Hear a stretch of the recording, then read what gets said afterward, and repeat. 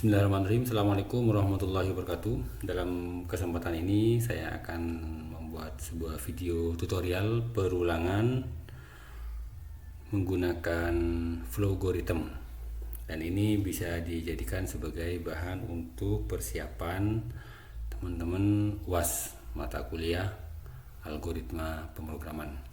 Baik, sebelum kita masuk ke perulangan, kita akan membuat persepsi yang sama, menyamakan persepsi dulu terkait dengan makna dari perulangan.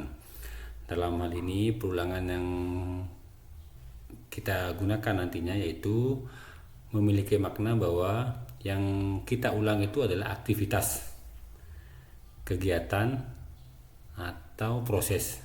Jadi yang kita ulang nantinya adalah aktivitas, kegiatan, atau proses. Misalnya kita sebelum perulangan, misalnya kita akan menampilkan sebuah output, yaitu misalnya menghasilkan sebuah bilangan 1. Maka jika kita implementasikan ini dalam bentuk sebuah Flowgorithm, maka cukup kita tampilkan atau gunakan fungsi atau simbol output, kita ketikkan di sini 1, berikutnya kita jalankan, maka hasilnya sama seperti ini 1. Berikutnya misalnya kita akan menampilkan 2. Nah, tinggal kita tambahkan output, kita ganti ini menjadi 2 misalnya. Ketika dijalankan, hasilnya akan menghasilkan output yang sama, yaitu 1 dan 2. Begitu juga dan seterusnya. Nah, bagaimana kalau kita akan menampilkan misalnya 1, 2, 3, 4, 5 misalnya. Nah, tinggal kita lakukan hal yang sama seperti sebelumnya.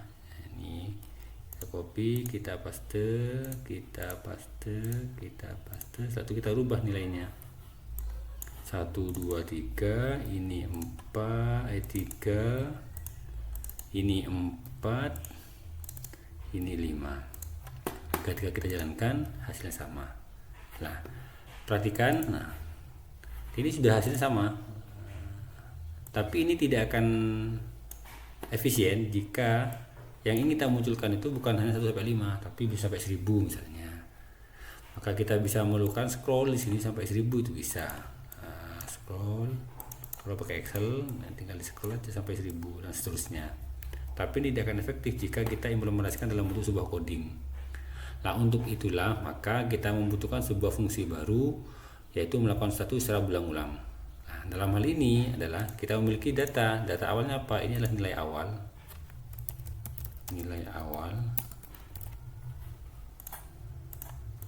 Nah, ini adalah nilai awalnya, sedangkan ini adalah nilai akhir. Berikutnya di sini ada pola, yaitu dari setiap nilai 1 ke 2, nah ini ada ring atau step sebanyak 1. Dari 2 ke 3 juga seterusnya dan sama. Nah, ini artinya apa? Jadi ringnya antar step ini adalah 1. 1 tambah 1 2, 2 tambah 1 3, 3 tambah 1 4, 4 tambah 1 5. Artinya ada pola yang kita lakukan, yaitu pola setiap step itu akan bertambah 1. Nah, ini artinya apa? Ketika nilai awalnya 1, ini proses pertama menampilkan nilai 1. Berikutnya, proses berikutnya yaitu akan menambahkan nilai awal ini dengan 1 menjadi 2. Di proses berikutnya akan menambahkan nilai ini dengan 1 menjadi 3 dan seterusnya. Artinya apa? Ini adalah sebuah aktivitas atau kegiatan yang memiliki pola, yaitu setiap stepnya dia akan bertambah 1. Nah, karena polanya sudah ada, maka daripada kita menggunakan fungsi output secara langsung, maka dalam pemrograman itu ada fasilitas namanya perulangan, yang mana nilai awal dan nilai akhir sudah ditentukan, stepnya juga sudah ditentukan. Nah, dalam hal ini kita langsung praktekkan, yaitu kita akan menggunakan fungsi perulangan. Nah, dalam hal ini perulangan yang kita gunakan adalah perulangan for. Nah, sebenarnya perulangan ada banyak, yaitu bisa menggunakan for, bisa juga menggunakan while, juga bisa menggunakan do. Nah, tapi yang kita pelajari di sini adalah konsepnya. Jadi kita tidak fokus pada jenis perulangannya dulu, tapi yang penting memahami dulu dari konsep perulangan. Oke, baik. Nah, jika implementasi dalam bentuk perulangan, nah, kita perhatikan sekarang. Ini biar kelihatan perbedaannya ya. Saya tampilkan semuanya. Ini adalah proses awalnya untuk menampilkan 1 sampai 5. Sekarang kita menggunakan konsep perulangan untuk menampilkan bilangan 1 sampai 5 juga. Dalam hal ini kita implementasikan dalam perulangan for. Perhatikan di sini ada perulangan namanya for. Nah, selain for ada while sama do. Dalam hal ini kita akan praktikkan menggunakan for.